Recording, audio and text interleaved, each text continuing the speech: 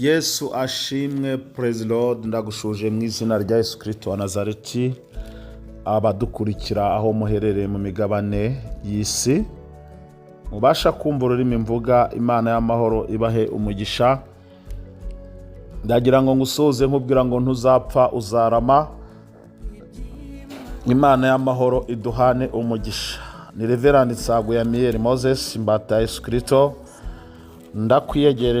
Ndakwiyegereje muri uyu mwanya w'ubuhanuzi bw'ijambo ry'Imana, izina rya Yesu Kristo.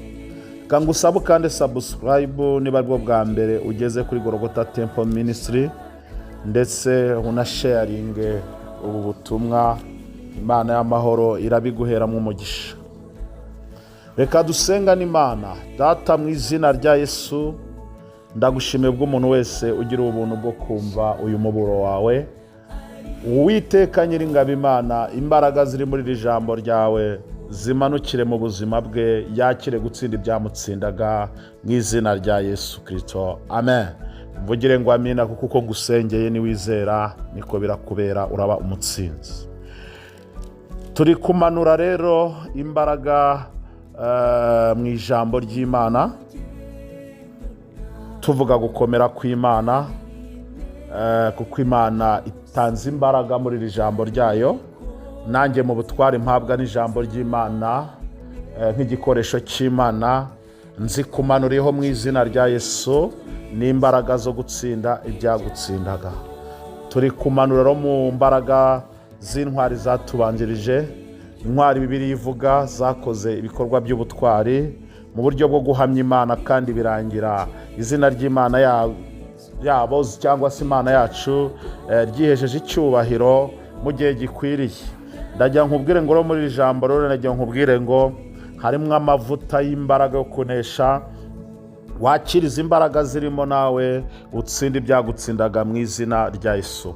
Intwari tugiye kuganiraho, tugiye guhanuriramo ku buzima bwawe, ni intwari yakoze nayo iby'ubutwara ahangaha nk'uko Imana yaduhishuriye.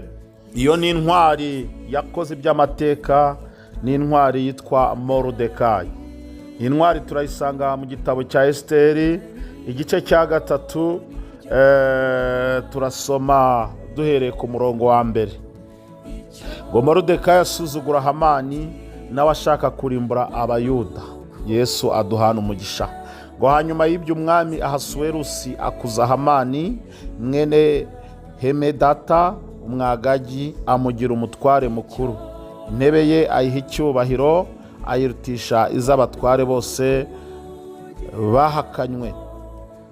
Abagaragu b'umwami bose babaga bari ku irembo baramupfukamiraga bakamuramya, kuko umwami ariko yari yategetse.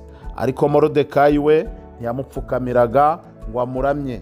Bukeye abagaragu b'umwami bari ku irembo ry'ibwami babaza Moridekayi bati, niki gituma ucumura ku itegeko ry'umwami? Bakomeza kumuhana uko bukeye. Atabyumviye babiregera Hamani ngo barebe ko yemera ibya Moridekayi, kuko yari yarireguje ko ari Umuyuda. Hamani abonye yuko Moridekayi atamupfukamiye ngo amuramye, ararakara cyane. Yesu aduhane umugisha. Reka dusoreze ahangaha. Imana y'amahoro iduhane umugisha. Ubutwari buratwaranirwa. Ijambo ry'Imana ritubwira neza cyane ko kugira ngo ube intwari hari icyo ugomba gukora. Ikintu ugomba gukora, ugomba kureba ibintu uko abandi batabireba. Kugira ngo ubashe kuba intwari no gukora igikorwa cyananiye benshi.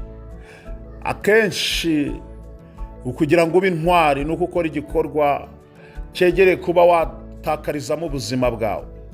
Bivuze ngo haburaho gatoya muri icyo gikorwa kiguhesha intwari, haburaho gato kugira ngo uburemo n'ubuzima bwawe uhapfire.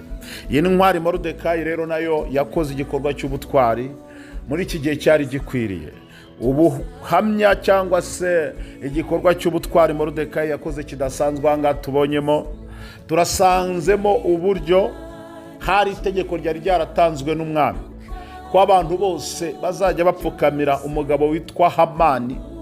Umwami yari yarashyize hejuru muri iki gihugu, kandi mwibuke ko iki gihugu Moridekayi yari akirimo nk'umusuhuke, yari akirimo nk'umuntu w'umusuhuke atari umwene gihugu, ariko nubwo atari umwene gihugu yari yibitseho icyo yamenye. Topinini lesideko, hari amakuru Moridekayi yari yaribitseho, hari irangamimerere Moridekayi yari afite, hari amakuru yari yibitseho, hari Imana yari yaramenye yuko niyo nyiri cyubahiro yonyine, yari yaramenye ko amavi ye agomba kuyahina apfukamira Uwiteka wenyine, yari yaramenye yuko agomba kuramya Imana ishobora byose yonyine, yarazi agaciro ko gupfukama ndetse no gupfukamira umuntu. Yesu ashimwe cyane. Topinini lesideko, yari yaramenye ko Imana ari Imana ifuha.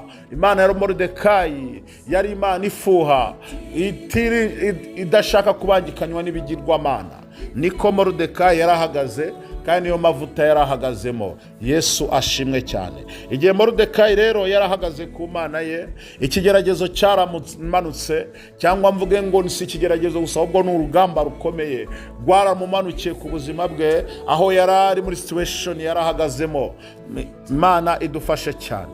Mu buzima Moridekayi yarabayemo rero, abanyemo n'Imana ye, haje intambara, haje ikigeragezo kimugoye cyabasha kumwambura ubuzima, ndetse kitabasha kumwambura ubuzima, noneho akaba yabaho nk'abandi. Ariko yaravuze ataho kugira ngo mbe nk'abandi nihakana Imana biragatsindwa, ndaguma ku Mana yanjye, ndaguma ku cyo namenye, ndamenya ko iyo nasobanukiwe, ndaguma ku Mana ya data. Topinini lesideko, ibindi ntago bindeba. Icyo nzi neza nuko Imana ya data ariyo Mana, icyo nzi neza nuko Imana namenye ariyo Mana. Yesu ashimwe cyane. Uri kunyumva, uranyumva, ndabizi uri bunyumve, uranyumva, ariko se uri kunyumva bimeze bitowe ku Mana yawe? Ibihe ni byinshi, urugamba rurahari. Mwibuke ko turi guhanura mu ntwari.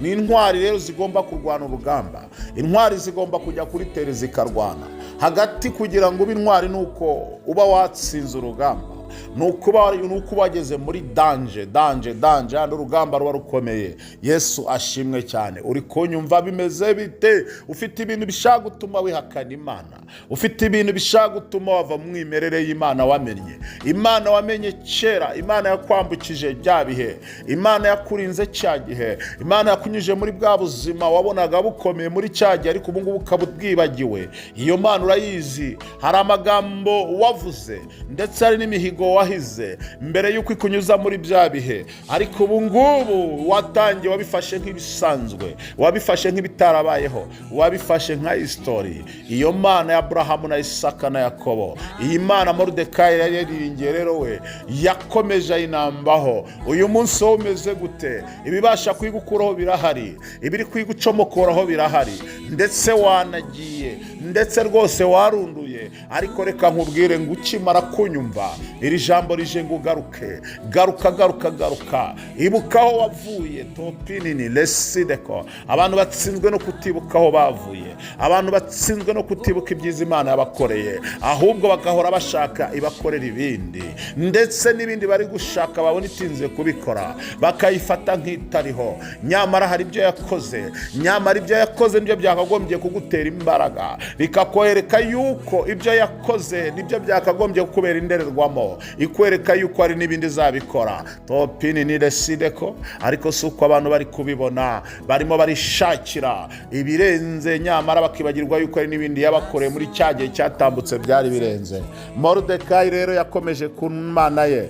Uyu mugabo witwa Moridekayi, icyago cyaraje nk'icyo nawe uri kunyuramo cy'ubuzima bugoranye, icyago cyaraje nk'icyo nawe uri kunyuramo cy'intambara zinyuranye, icyago kiraza ndetse nk'icyo uri gucamo cy'ubuzima bugoye. Moridekayi yarangije we azirikana Imana ye, amaze kuzirikana Imana ye aravuga ati, wacyago we, ndakubona wangezeho wacyago we. Moridekayi Bibiliya nk'uko itubwiye bari barimo bamurega. Mwibuke yuko hari haje mu icyago cy'uko agomba gupfukamira umuntu witwa Hamani, nyamara mu muco w'Abayuda bapfukamiraga Imana ye yabo gusa, bari baravutse bapfukamira Imana ishobora byose. Moridekayi rero nsa amaraso yo gupfukamira Imana ishobora byose, ntago yari yarigeze mu muryango we wabona bapfukamira umuntu, yari yarigishwe ko gupfukamira umuntu ari icyaha. Topinini lesideko, ariko hangaha umwami yarazamuye Hamani. Hamani bangombwa yuko umwami ashyiraho n'itegeko ko abantu bose bazajya bamupfukamira. Nibyo koko mu bagaragu bose b'umwami barapfukamaga, ariko Moridekayi agahagararamo ntapfukame. Icyakurikiragaho rero habaye urugamba rwo kurega Hamani.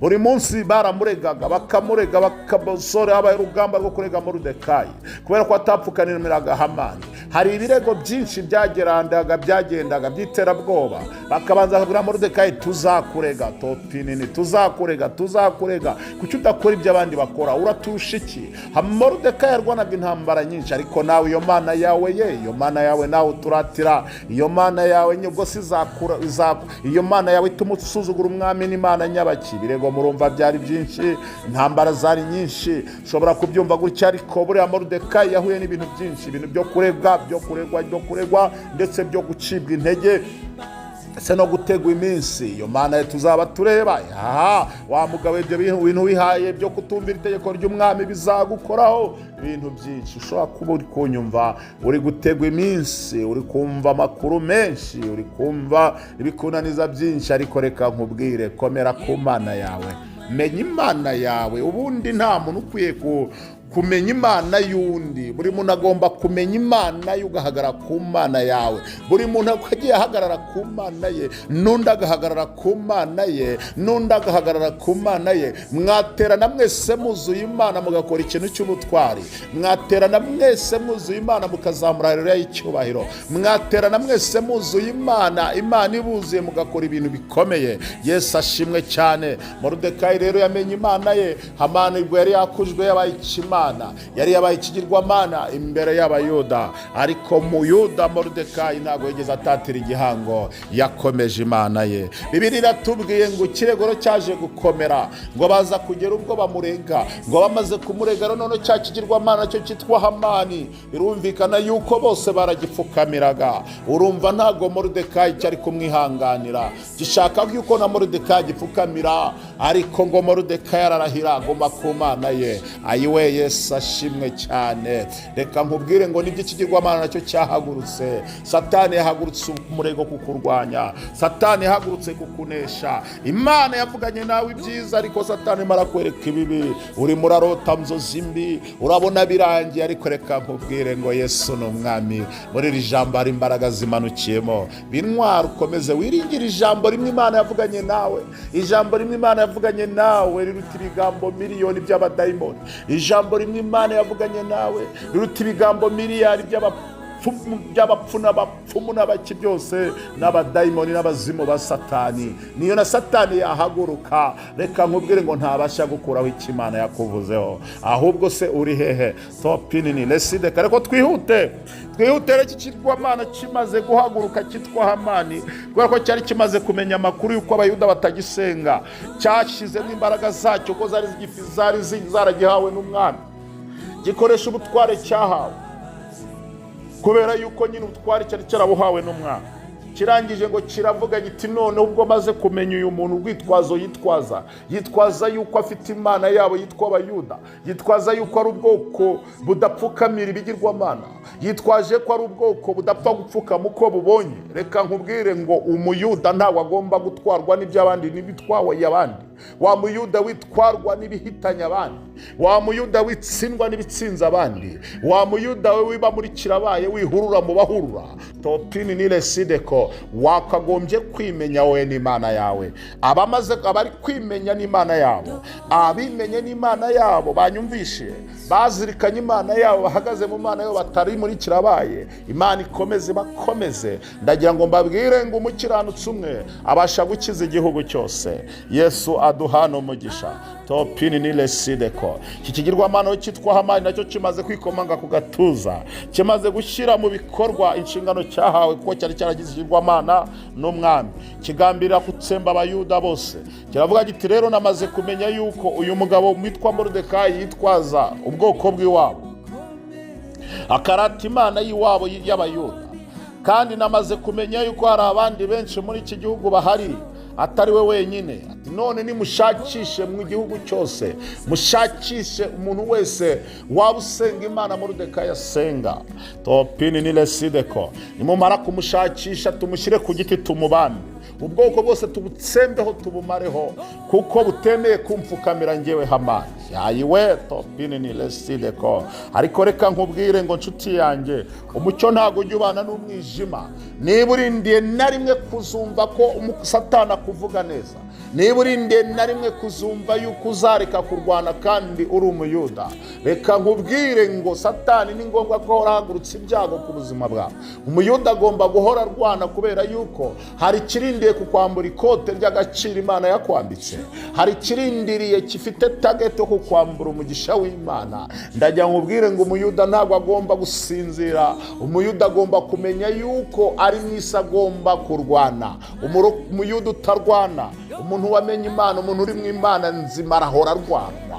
Umuntu uri mu Imana y'ukuri ahora aterwa imijugujugu. Umuntu uri mu Imana y'ukuri ahora ashakirwa ibirego kubera yuko Satani nuko ateye, kubera yuko umucyo ntago ujya ubana n'umwijima. Yesu ashimwe cyane. Humura komera, hari imbaraga muri iri jambo zimanutse kukurengera. Ndumva Imana igiye kugirira neza abantu bari kumvira ijambo. Topini ni lesideko. Reka twihute rero. Topini ni lesideko. Tugeze rero hano ku gice cya 8, ndagira ngo tuba ariho dusoreza iri jambo. Mu gice cya 8 umurongo wa 6, ngo Esiteri aramusubiza ati, umwanzi wacu turenganya n'uyu mugome Hamani. Hamani agira ubwoba imbere y'umwami n'umwamikazi, ngo muri ako kanya umwami ahagarukana uburakari, ava mu nkera arasohoka ajya mu murima w'ibwami. Hamani nawe ahagurutswa no gusaba umwamikazi Esiteri agahanga ke, kuko yarabonye ko umwami amaramaje kumugirira nabi. Yesu ashimwe cyane. Ndajya nkubwire ngo iki gihanganye cyitwa Hamani nubwo cyagambiriye gutsembaho Abayuda ntibyagihiriye, kuko Abayuda bari mu Imana nzima. Abayuda Imana yabo yari y'ukuri kandi yari yo gupfukamirwa koko.